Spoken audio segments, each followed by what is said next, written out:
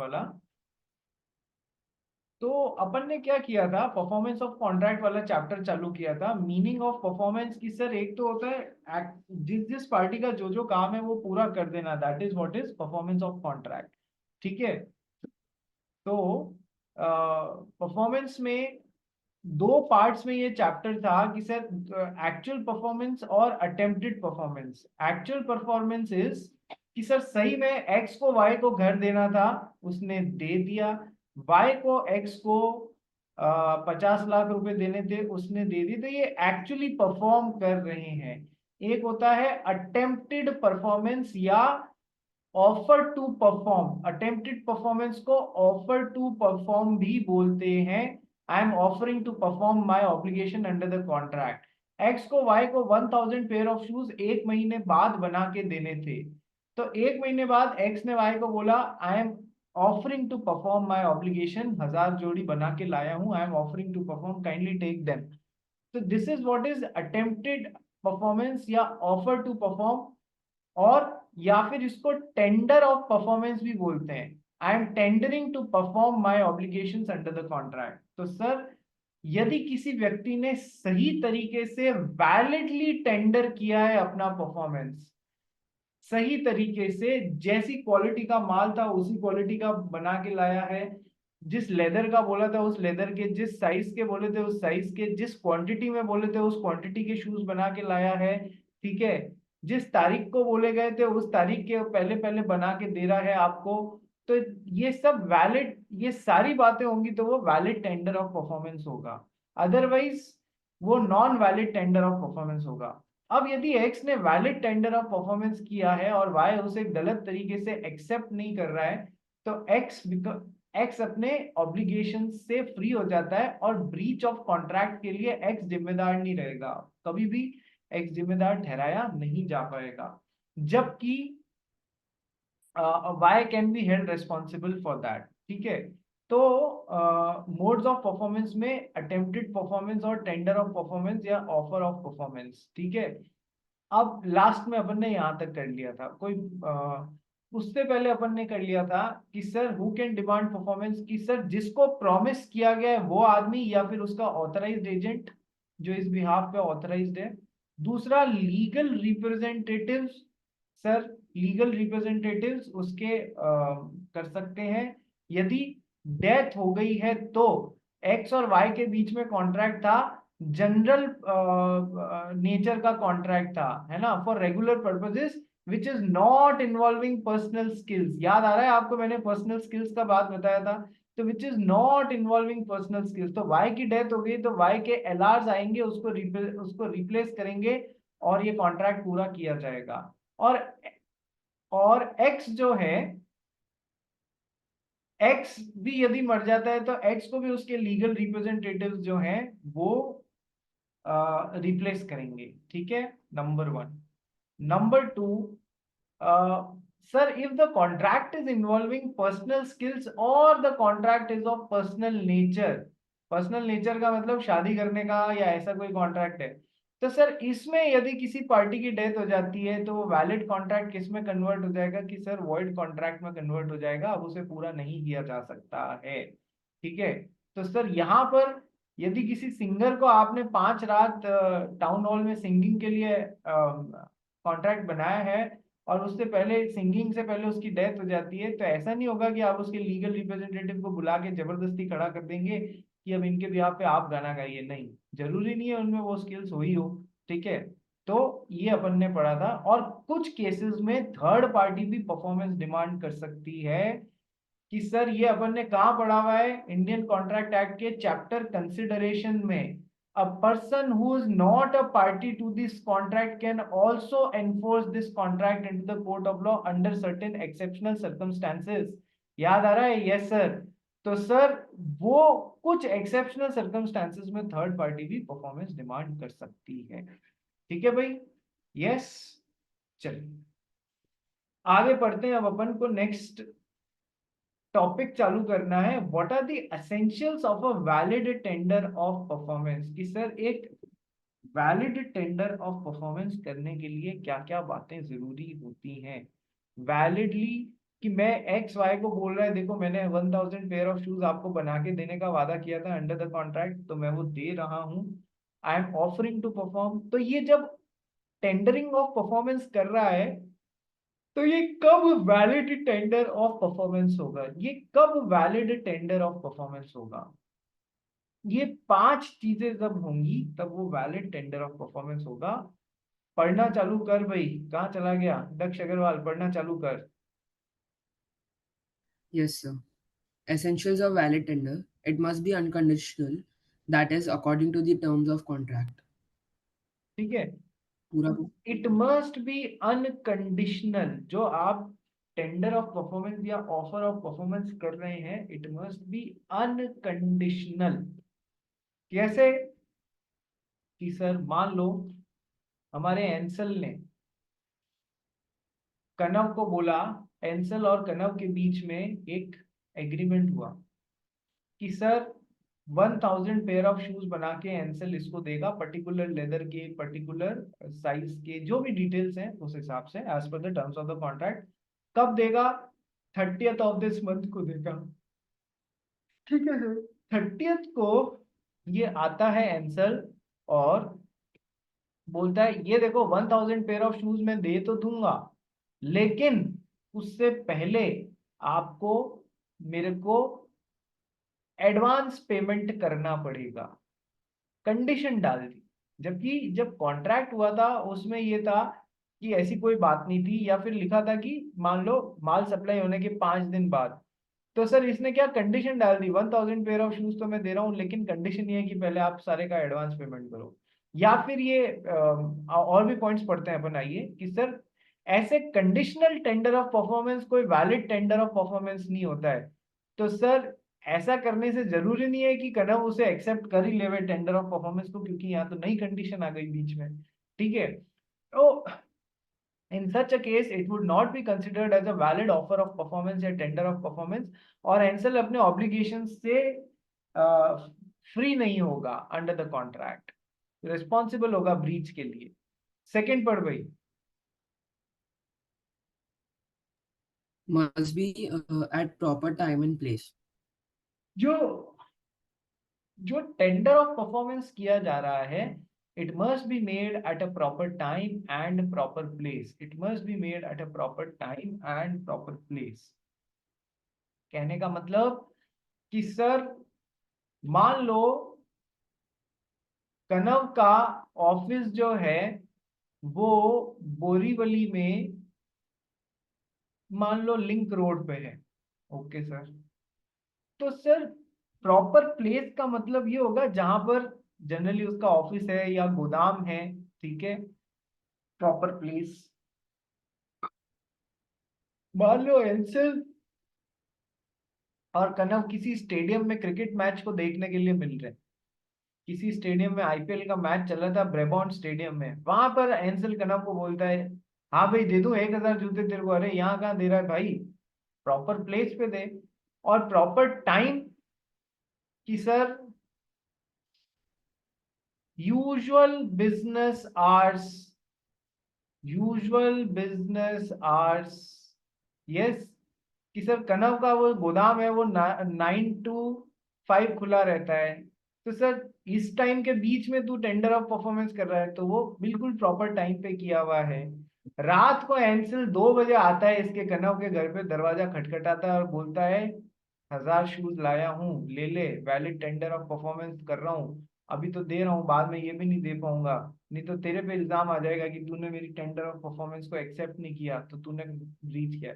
वो बोलेगा रात को 2 बजे कौन सा समय होता है भाई ऑफर ऑफ परफॉर्मेंस देने का या टेंडर ऑफ परफॉर्मेंस देने का?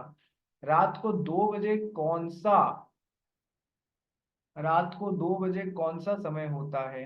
तो it is not, since the tender या offer of performance was made at an unusual time, it is not a valid tender of performance, और ये सही से ऑफर की गई परफॉर्मेंस नहीं मानी जाएगी।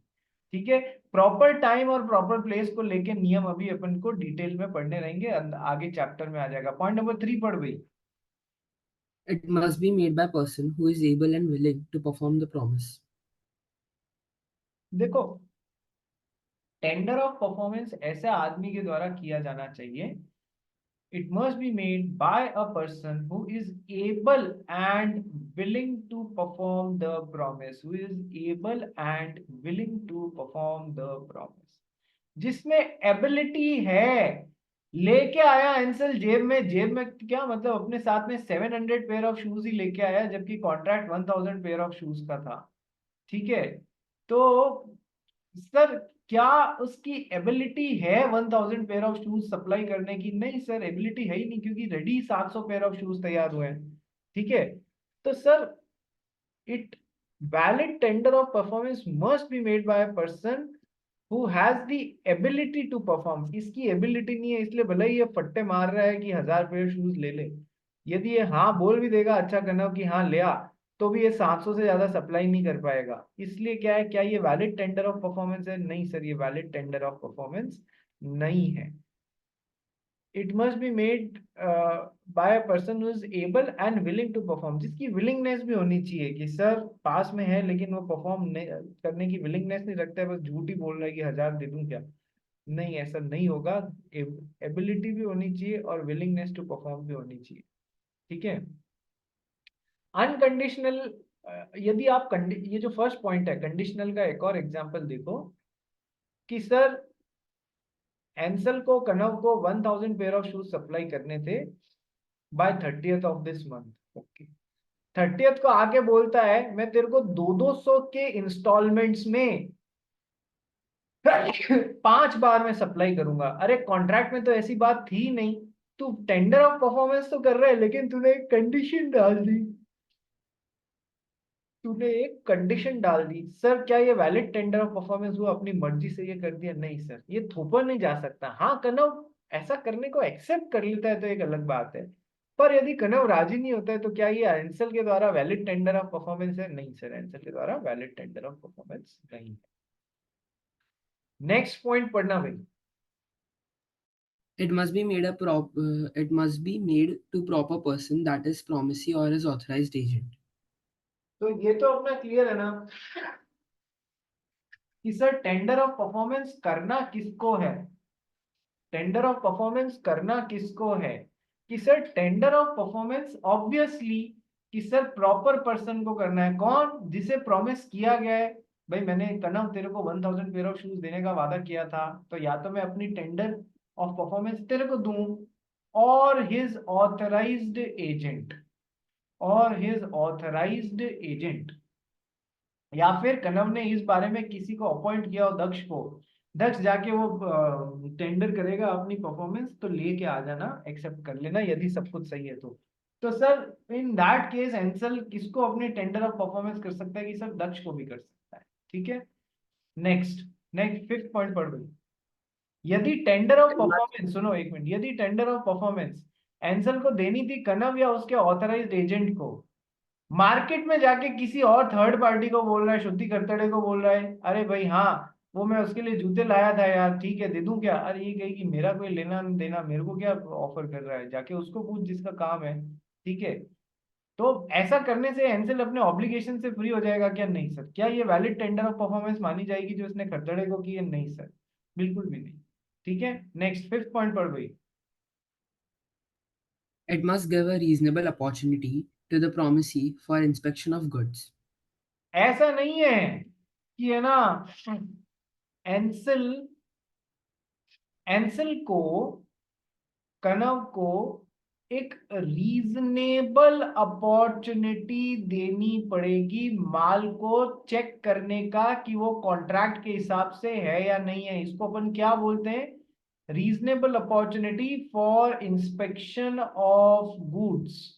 Reasonable opportunity for inspection of goods देनी पड़ेगी। ठीक है सर, ताकि वो चेक कर सके कि माल प्रॉपर है या नहीं है, कॉन्ट्रैक्ट के हिसाब से है या नहीं है। Now what do you mean by the word reasonable?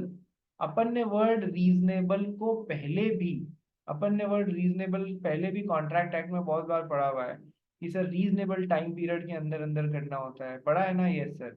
तो सर रीजनेबल वर्ड को लॉ में कहीं पर भी डिफाइन नहीं किया गया है। ये सर्कमस्टांस टू सर्कमस्टांस के बेसिस पर चेंज होती रहती है। जैसे कि दीपावली पे एक होलसेलर ने एक शॉपकीपर को ऑफर दिया था, शॉपकीपर ने होलसेलर को ऑर्डर दिया था, तो उसको भले ही टाइमलाइन नहीं बताया था कि कब तक सप्लाई करना है। सर रीजनेबल टाइम पीरियड के अंदर सप्लाई करना रहेगा ना, कि रीजनेबल टाइम पीरियड क्या, ऑटोमेटिकली सिचुएशन से निकल रहा है, दीपावली से कम 10 दिन पहले तो देगा ताकि वो अपनी दुकान सजा सके। ठीक है, तो रीजनेबल अपने आप सिचुएशन से डिफाइन हुआ है।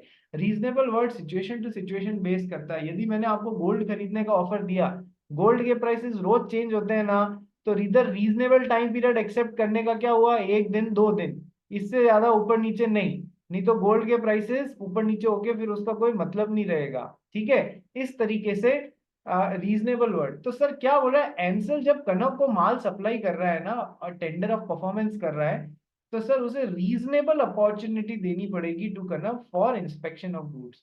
नो रीजनेबल वर्ड, अभी जैसा मैंने आपको बताया, change from circumstance to circumstance. एक तो वीडियो ऑन कर लो रे अपने अपने, बंद करके क्यों बैठ गए हो? हम्म, बंद करके क्यों बैठ गए हो? चलो, तो सर कनव,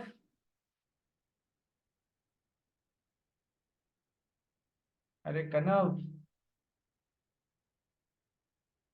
यस सर। क्या एक फीस में दो दो जने पढ़ाई कर रहे हो क्या? हेलो, आ गया था बीच में भाई। हाँ, सबके भाई बहनों का काम ही यही है, बीच बीच में घुसे करना। सीधे सीधे पढ़ कैसे ले, बड़े भाई या छोटे भाई बहन है ना, ये तो पूरा वर्ल्ड क्लास लेवल का एक ही लॉ है। चलो आ जाओ नेक्स्ट। घुसे किए बिना है ना खाना डाइजेस्ट नहीं होता है छोटे या बड़े भाइयों का। चलो नेक्स्ट। अब तो सर रीजनेबल, अब आ जाओ थोड़ी रीजनेबल पे बात करते हैं अपन। जैसे एंसल ने कनव को बोला था 1000 पेयर ऑफ शूज दूंगा, तो रीजनेबल वर्ड, यदि सारे के सारे एक जैसे पेयर ऑफ शूज हैं, एकदम आइडेंटिकल है, सब 10 नंबर के जूते हैं, सब सेम लेदर के बने हुए हैं, तो क्या एंसल बेटर रहेगा जब तक कि कनव एक एक जूता चेक नहीं कर लेगा कि हाँ ये भी ये भी ये भी सेम? ना ना ना ना, इधर रीजनेबल का मतलब हो जाएगा सैंपल चेकिंग। कोई भी 10 15 20 25 50 जूते उठा ले, सैंपल चेकिंग कर ले, और हाँ ठीक है, रैंडमली उठा लिए ना सैंपल और चेक कर ली, हाँ मेजर मेजर लॉट फिर इससे मैच कर जाता। अच्छा, 1000 पेयर ऑफ शूज, यदि दो दो सौ अलग अलग तरीके के, पांच अलग अलग तरीके के जूते हैं, तो सर सब में से थोड़े थोड़े सैंपल उठा ले।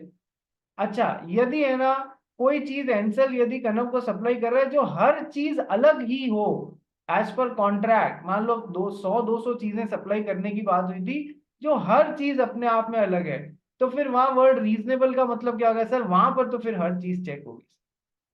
गॉट द पॉइंट, क्योंकि वहां हर चीज अलग अलग है। ठीक है, तो reasonable word situation to situation vary कर जाता है। ना तो कनव ऐसा बोल सकता है जब तक मैं एक एक जूता 1000 पीस एक एक जैसा चेक नहीं कर लूं तब तक तेरे को बैठा रहना पड़ेगा। कोई पागल थोड़ी है कि ऐसे 5 दिन बैठा रहेगा। ठीक है, तो रीजनेबल वर्ड का मतलब आप लोग निकाल लेंगे। सो इट मस्ट, वो वैलिड टेंडर कब होगा? जब उसने रीजनेबल अपॉर्चुनिटी दी है कनव को, प्रोमिसी को, जिसको प्रॉमिस किया गया था फॉर इंस्पेक्शन ऑफ गुड्स। अच्छा, यदि एंसल ऐसा करता है, जो कि एंसल कर सकता है, इसका भरोसा नहीं है। ठीक है, क्या 1000 pair of shoes, office time था 9 to 5, किसका? कनव का। एंसल आया 4:55 पे, सप्लाई करता है 1000 पेयर ऑफ शूज, टेंडर करता है, ले ले, जब 5 मिनट में मुझे फ्री कर, मेरी 5:15 की ट्रेन है, मुझे जाकर ट्रेन पकड़नी है। ठीक है, यदि तूने मुझे फ्री नहीं किया तो मैं यही मानूंगा कि है ना तूने वैलिड टेंडर को एक्सेप्ट करने से मना कर दिया, फिर मेरी कोई गलती नहीं होगी। ना ना ना, एंसल ऐसे नहीं बोल सकता। क्या तू 5 मिनट में 1000 पीस चेक करने की उसको रीजनेबल अपॉर्चुनिटी दे रहा है? नहीं दे रहा है। तो आप गलत जगह पे नहीं टेंडर करना, गलत समय पे नहीं करना, क्या प्रॉपर टाइम पे करना, प्रॉपर प्लेस पे करना, रीजनेबल अपॉर्चुनिटी देनी पड़ेगी फॉर इंस्पेक्शन ऑफ गुड्स। ठीक है, एबिलिटी होनी चाहिए और विलिंगनेस होनी चाहिए, और अनकंडीशनल होना चाहिए, कोई कंडीशन नहीं डालनी है, जैसा बोला गया था वैसे ही सप्लाई करना है। ठीक है, और it must be made by person, जिसमें एबिलिटी और विलिंगनेस है, it must be made to proper person. Sir जो कर रहा है वो भी, उसमें भी एबिलिटी और विलिंगनेस होनी चाहिए, जिसको किया जा रहा है वो भी प्रॉपर पर्सन होना चाहिए। ठीक है, बात समझ गए? बात समझ गए क्या? यस और नो? ठीक है, चलिए नेक्स्ट आगे पढ़ते हैं। टाइप्स ऑफ टेंडर्स, देखो इनमें फर्क आएगा कुछ, इसलिए ये दो पढ़ा रहे हैं आपको, टाइप्स ऑफ टेंडर्स। दक्ष अग्रवाल चालू हो जाइए। Tender of goods and services. In this case, promisor is discharged from his obligation under the contract and he need not to offer again and he is not responsible for non-performance. Therefore, he can sue the other party. देखो, tender of goods and services एक अलग बात होती है और tender of money एक अलग बात होती है। यदि क्या लिखा गया है इन दिस केस, यदि एंसल को कनव को गुड्स या सर्विसेज सप्लाई करनी थी, अपन तो वही 1000 पीस ऑफ शूज लेके चलते हैं। एंसल समझ में आ रहा है तेरे को? हाँ सही।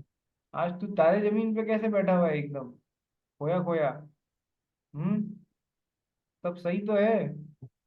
यस। ठीक है, इतना उतरा हुआ चेहरा देख के लगा मम्मी ने जूते तो नहीं मार दिए। ठीक है, चलो सो नेक्स्ट। सही पर अभी उठा मैं। अरे यार तुम्हारी नींद खराब कर दी मैंने।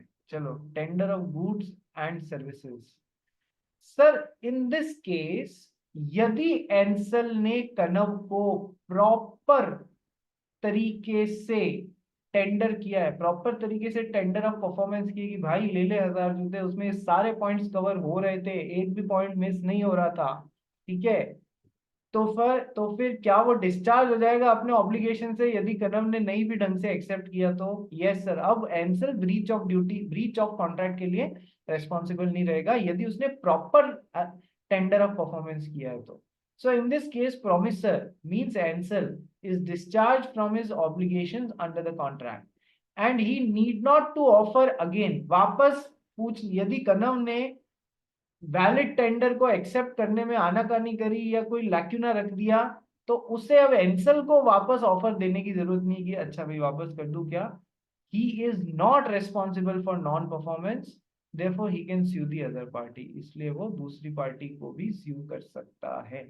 इसलिए वो दूसरी party, therefore he can sue the other party. Ansal can sue कनव, मैंने बिल्कुल वैलिड टेंडर ऑफ परफॉर्मेंस किया था जो इसने एक्सेप्ट नहीं किया, so now he is responsible for breach of contract। I am free, I am not responsible for non supply of goods for breach of contract। ठीक है, नेक्स्ट। लेकिन sir जहां पर टेंडरिंग ऑफ पैसे की बात आती है वहां क्या होता है? पढ़ भाई दक्ष अग्रवाल, वहां रूल चेंज हो जाता है।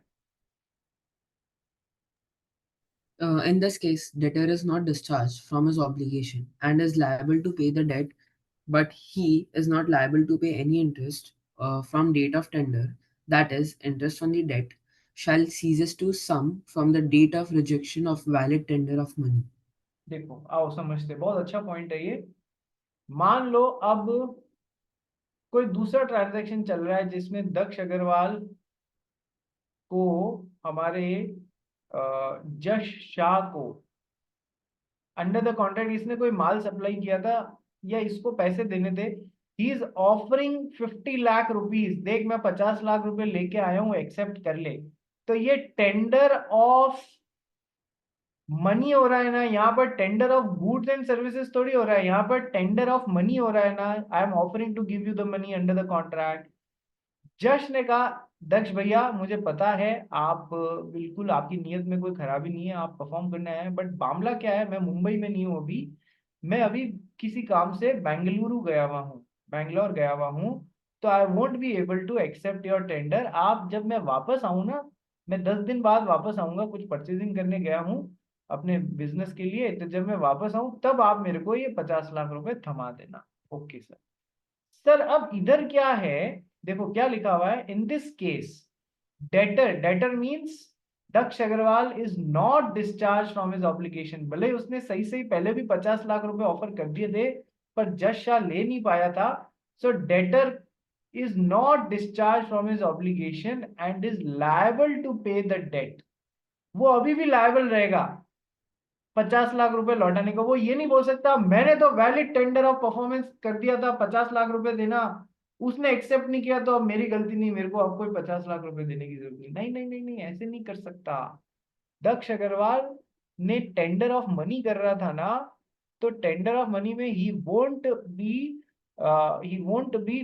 अब्सॉल्व्ड फ्रॉम हिज ऑब्लिगेशन। उसे अभी भी, भले ही इसने वैलिड टेंडर जज ने एक्सेप्ट करने में असमर्थता जता दी किसी कारणवश, किसी भी कारणवश, तो इससे इसका ये मतलब नहीं है कि दक्ष अग्रवाल ने वैलिड टेंडर किया और उसने एक्सेप्ट नहीं किया तो ये पैसे देने के ऑब्लिगेशन से छूट गया। ये अभी भी रहेगा, 50 लाख रुपए देने का दारोमदार अभी भी दक्ष अग्रवाल पे बाकायदा रहेगा।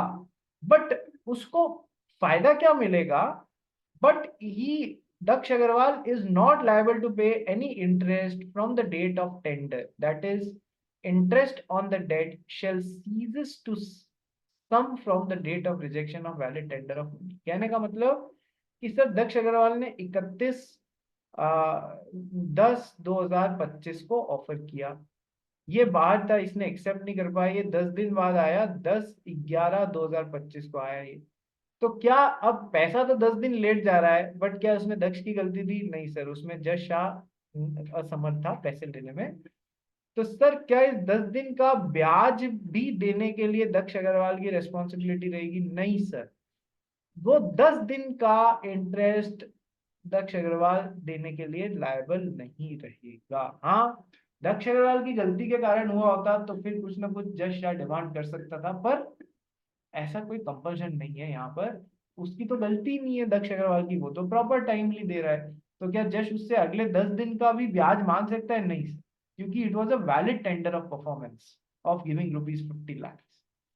क्या ये पॉइंट समझ में आया? How is tender of goods and services different from tender of money? यदि आपने tender of goods and services properly किया है और सामने वाले ने एक्सेप्ट नहीं करा, तो आप अपने आप अपने ऑब्लिगेशन से रिजॉल्व, और नहीं आप रिस्पॉन्सिबल होंगे फॉर ब्रीच ऑफ कॉन्ट्रैक्ट। अब आपको वापस पूछने की जरूरत नहीं है, ठीक है। लेकिन टेंडर ऑफ मनी किया और वो सामने वाला एक्सेप्ट नहीं कर पाया, तो भी आपकी यहाँ पर चेंज है, यहाँ पर आप आगे भी वो पैसा देने के लिए रिस्पॉन्सिबल रहेंगे। बस ब्याज उस दिन से नहीं काउंट होगा जिस दिन आपने वैलिड टेंडर ऑफ परफॉर्मेंस किया था। बोलो रे, बात समझ में आ गई? अरे बात समझ में आ गई क्या? Yes sir. तो सर आइए पढ़ते हैं next point, persons liable for performance.